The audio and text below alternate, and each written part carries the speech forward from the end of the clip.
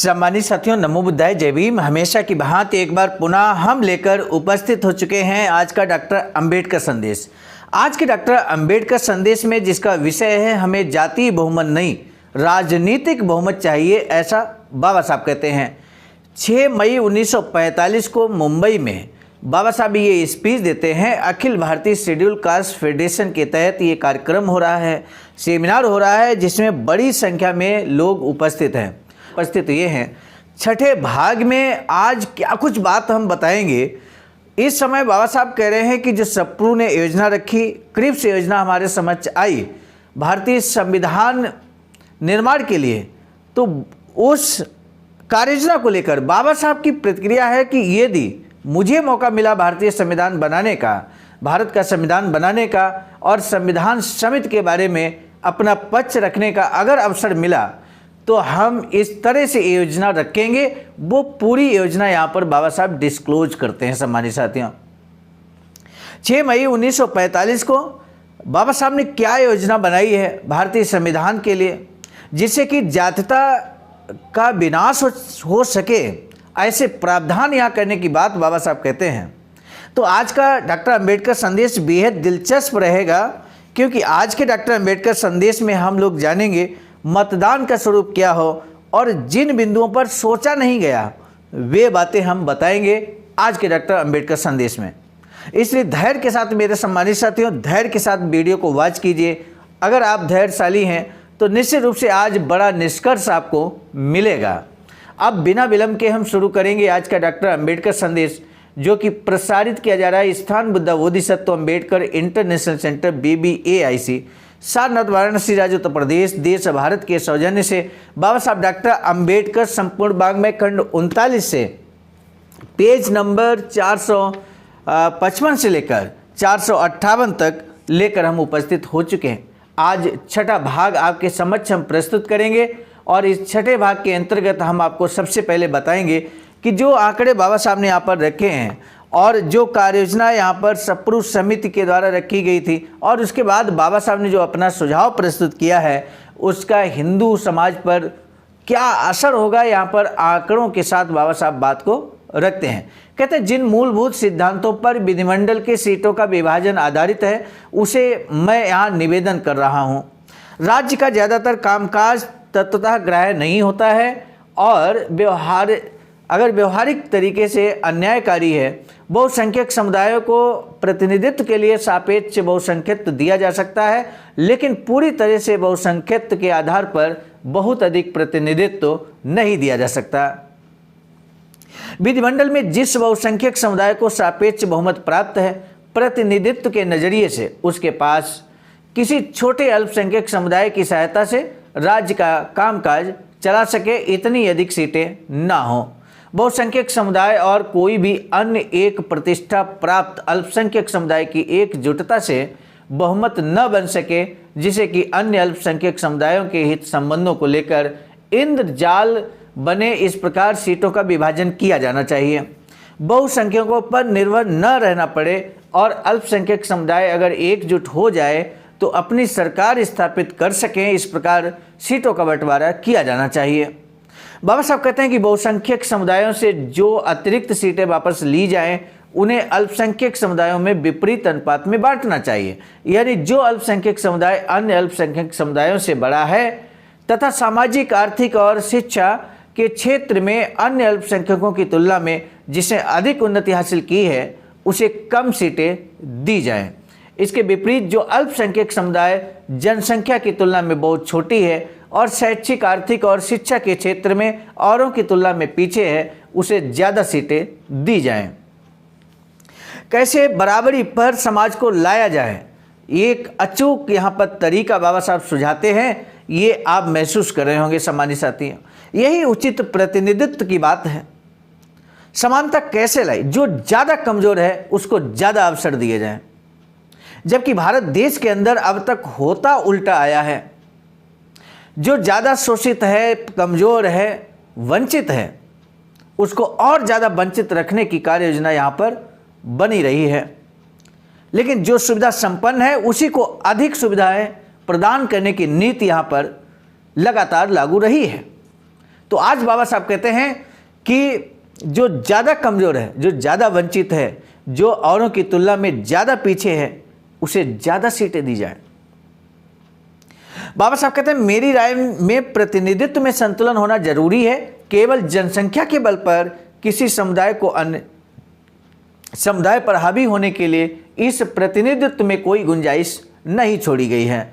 हिंदू बहुसंख्यकता को मुसलमानों से विरोध और मुस्लिम बहुसंख्यकता का हिंदू और सिखों का विरोध, इन बातों को केंद्रीय और प्रांतीय विधिमंडल में जगह नहीं दी गई है। मतदान का स्वरूप क्या होगा, इस बारे में बाबा साहब अपनी कार्ययोजना को रखते हैं। सम्मानित साथी, मतदान के बारे में निम्नलिखित बातों का स्वीकार किया जाना बेहद जरूरी है। संयुक्त चुनाव क्षेत्र या पृथक चुनाव क्षेत्र कार्य तत्व नहीं, बल्कि अति आवश्यक कार्य को पूरा करने का साधन है। अल्पसंख्यक समुदाय के नामधारी प्रतिनिधियों को विधिमंडल में स्थान नहीं मिलना चाहिए। वे अपने असली प्रतिनिधियों को विधिमंडल में भेज पाएं। पृथक चुनाव क्षेत्र के कारण जिस प्रकार हमारा विश्वास संपादन करने वाले प्रतिनिधि हमारा प्रतिनिधित्व करेंगे और इस बात का अल्पसंख्यकों को पूरा यकीन होता है, अल्पसंख्यकों को समान रूप से सुरक्षा प्रदान करने के बावजूद संयुक्त चुनाव क्षेत्र की अनदेखी नहीं की जानी चाहिए। इसमें अल्पसंख्यकों को 2 बार मतदान का अधिकार होगा, साथ ही उन्हें कम से कम मतों की आवश्यकता होगी। इस प्रकार के अदल बदल की जहां संभावना हो, इसीलिए चतुर्थ सदस्य का संविधान बनाया जाए। जिन पर सोचा नहीं गया वे बातें यहाँ पर बाबा साहब बताते हैं। आखिर वो कौन सी बातें हैं जिन पर सोचा ही नहीं गया? तब बाबा साहब कहते हैं कि विशिष्ट सुरक्षा का मसला। विशिष्ट सुरक्षा का मसला पर कोई बातचीत नहीं की है, न सप्रू ने की है, न क्रिप्स ने की है। तो ऐसे में बाबा साहब क्या कुछ यहाँ पर रखते हैं, आइए हम लोग देखते हैं। बाबा साहब कहते हैं कि अल्पसंख्यक समुदायों की कुछ अन्य मांगे इस प्रकार हैं। अल्पसंख्यक समुदाय की स्थितियों के बारे में रिपोर्ट बनाने के लिए अधिकारी नियुक्त किया जाए। शिक्षा के क्षेत्र में सरकारी मदद पाने के लिए कानूनी प्रावधान रखा जाए। जमीन निर्धारण का कानूनी प्रावधान हो। ये सभी बातें कानून के मुताबिक ही की जाए। कानून की बात लगातार बाबा साहब करते हैं। इन बातों का स्वरूप जातीय न होने के कारण मैं उनके बारे में यहाँ विस्तार से विचार नहीं कर पाऊंगा।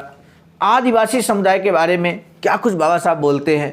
कहते हैं सिख, एंग्लो इंडियन, भारतीय, ईसाई और पारसी समुदायों की जनसंख्या की तुलना में आदिवासी समुदायों की जनसंख्या अधिक होने के बावजूद जाहिर है कि मैंने उन्हें शामिल नहीं किया। अपनी योजना में उन्हें शामिल न करने के कुछ तगड़े कारण हैं।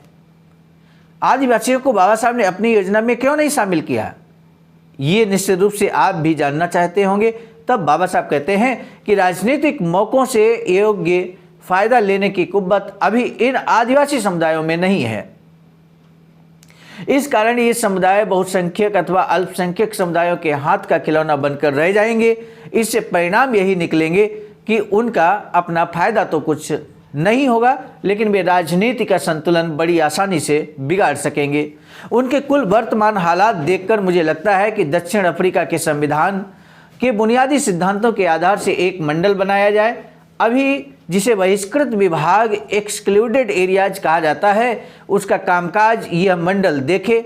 जिन प्रांतों में बहिष्कृत विभाग का कामकाज ठीक ठाक चले, इसलिए हर साल तय रकम दें।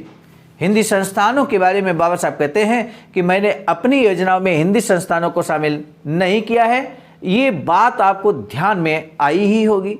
इन संस्थानों को शामिल करने में मुझे कोई आपत्ति नहीं है, बशर्ते कि भी दी गई शर्तें मान लें। ब्रिटिश हिंदुस्तान और हिंदी संस्थानों के बीच अखिल भारतीय राजनीतिक सत्ता का विभाजन न किया जाए। कानून और राजनीतिक बंधनों के कारण ब्रिटिश हिंदुस्तान और हिंदी संस्थान एक दूसरे से अलग हो गए हैं, उन्हें हटा देना चाहिए। इसी प्रकार ब्रिटिश हिंदुस्तान और हिंदी संस्थान पृथक घटक न रहें। इतना ही नहीं हो, इन 2 घटकों से हिंदुस्तान के नाम से एक ही घटक का निर्माण किया जाना चाहिए। जिन शर्तों के आधार से हिंदी संस्थानों को शामिल किया जा सकता है, किया जा रहा है, उनसे समूची हिंदी स्वतंत्रता के लिए कोई बाधा नहीं पहुंचेगी। ब्रिटिश हिंदुस्तान और हिंदी संस्थानों की एकता के नज़रिए से मैंने एक योजना बनाई है। पूरी योजना क्या है ये यहाँ बताकर मैं इस भाषण को बोझिल नहीं बनाना चाहता। फिलहाल बस ब्रिटिश हिंदुस्तान को चाहिए कि बिना हिंदी संस्थानों के बारे में सोचते हुए अपने लक्ष्य की प्राप्ति की कोशिश करनी चाहिए, वरना हिंदुस्तान की प्रगति का रास्ता उलझे बगैर नहीं रहेगा। यह योजना और पाकिस्तान, यानी कि जो बाबा साहब ने यहाँ योजना रखी है और पाकिस्तान का जो कॉन्सेप्ट यहाँ पर आया है, अब दोनों के बीच क्या तारतम्य है, क्या मामला है, ये जानना बहुत दिलचस्प है। हर किसी को पाकिस्तान और बाबा साहब के द्वारा रखी गई योजना के बारे में जानना चाहिए। बाबा साहब कहते हैं, मैंने हिंदी एकता को उद्देश्य बनाते हुए यहाँ योजना बनाई है। मुझे उम्मीद है कि मुस्लिम लोग इसका स्वीकार करेंगे, क्योंकि इसमें उन्हें पाकिस्तान में उन्हें प्राप्त सुरक्षा से आर्थिक संरक्षण दिया गया है। पाकिस्तान के लिए मेरा कोई विरोध नहीं है। मुझे यकीन है कि स्वयं निर्णय के सिद्धांत के अनुसार पाकिस्तान का निर्माण किया गया है और उस मामले में शक पालना गलत होगा।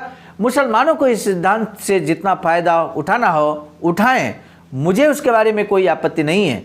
लेकिन साथ ही वे इस बात का भी ध्यान रखें, ख्याल रखें कि मुसलमानों के अलावा जो समुदाय हैं, उनके लोग अगर इसका फ़ायदा लेते हैं तो उन्हें इसका विरोध नहीं करना चाहिए। एक और बेहतरीन और अधिक सुरक्षा देने वाली योजना की ओर मैं आपका ध्यान दिलाना चाहता हूं।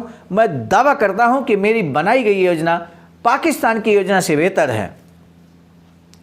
मेरी योजना के लिए अनुकूल मुद्दों के बारे में यहाँ बताना योग्य रहेगा। वे इस प्रकार हैं। जाति बहुसंख्यक कि जिस डर के कारण पाकिस्तान का निर्माण किया गया है, वह डर ही इस योजना के कारण नष्ट हो चुका है। मुसलमान समाज द्वारा आज तक जिन अतिरिक्त सीटों का फायदा लिया है, वे सीटें मेरी योजना में भी कायम हैं। पाकिस्तान रहित प्रांतों में मुसलमानों के प्रतिनिधित्व में बढ़ोतरी के कारण उनकी स्थिति इतनी मजबूत हुई है कि पाकिस्तान निर्माण के बाद भी कभी न हो पाती। इतना ही नहीं, लेकिन आज वे जिस हाल में हैं, उससे भी उनका अधिक बुरा हाल होता। तो पाकिस्तान के बारे में बाबा साहब की कार्ययोजना क्या है, आपने समझने की जरूर कोशिश की होगी। सामान्य साथियों, निश्चित रूप से आज का डॉक्टर अंबेडकर संदेश एक बड़ा संदेश आपको देकर गया और आपने निश्चित रूप से यहाँ पर ध्यान से सुना। इसके लिए हम आपका तहे दिल से साधुवाद व्यक्त करते हैं। अगले डॉक्टर अंबेडकर संदेश में क्या हिंदू लोग इस ओर ध्यान देंगे, आखिर किस ओर ध्यान देंगे, अगले अंबेडकर संदेश में हम इसी विषय को लेकर उपस्थित होंगे। आज का पहला प्रश्न है, हिंदू समाज और मतदान का स्वरूप पर बाबा साहब ने क्या विचार दिया है, हिंदी संस्थान क्या है, पाकिस्तान और बाबा साहब की कार्य योजना के बारे में भी आप अपने विचारों को व्यक्त कर सकते हैं। तो आज का डॉक्टर अंबेडकर संदेश में आपकी प्रतिक्रिया का, आपके रिस्पांस का हमें बेसब्री से इंतजार रहेगा। इन दो प्रश्नों का जवाब यदि आप नहीं देना चाहते हैं तो कोई बात नहीं, आज के डॉक्टर अंबेडकर संदेश का सारांश अपने शब्दों में आप लिख सकते हैं। कैसा लगा डॉक्टर अंबेडकर संदेश, इस बारे में लिख सकते हैं। तो आज का डॉक्टर अंबेडकर संदेश समाप्त करने हम जा रहे हैं, लेकिन उससे पहले हम आपको बता दें, बाबा साहब की अधूरी इच्छा के अनुरूप एक वैचारिक सेंटर निर्माणाधीन है। सारनाथ, वाराणसी, राज्य उत्तर प्रदेश, देश भारत में कुछ इस तरह का बनकर तैयार होगा, लेकिन आपके अमूल्य योगदान की अपेक्षा यहाँ पर की जाती है। दिए गए अकाउंट नंबर, IFSC कोड पर अपना अमूल्य योगदान दे सकते हैं और इसके बाद इसी यूट्यूब चैनल पर आप यदि धमदान करते हैं तो धमदान की राशि और ये सारी डिटेल आप लिख सकते हैं। यहाँ से आपका डिटेल नोट कर राष्ट्रीय कोषाध्यक्ष जी को उपलब्ध करा दिया जाएगा। सामान्य साथियों, आज का डॉक्टर अंबेडकर संदेश लेकर हम उपस्थित हुए थे मिशन नायक बुद्ध मित्र मुसाफिर सर, राष्ट्रीय अध्यक्ष चाबाचका, नई दिल्ली की प्रेरणा में, और साथ ही साथ संकलनकर्ता के रूप में परम आदरणीय विजय कुमार बौद्ध जी, प्रांतीय कोषाध्यक्ष चाबाचका बिहार, प्रस्तुतकर्ता के रूप में मैं स्वयं सर्वजीत आर्या, राष्ट्रीय मीडिया प्रभारी IIT सेल चाबाचका, नई दिल्ली।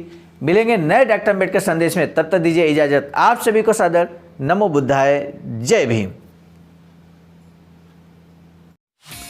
सामान्य साथियों, यदि आप हमारे इस चैनल आवाज़ का ऑफिशियल, जिस पर नियमित सुबह 5 बजे डॉक्टर अंबेडकर संदेश आपको मिलता है, आप हमारे इस चैनल को सपोर्ट करना चाहते हैं तो हमारा आपसे निवेदन है कि आप हमारे इस चैनल को सब्सक्राइब कर लें, वीडियो को शेयर, लाइक, कमेंट जरूर करें।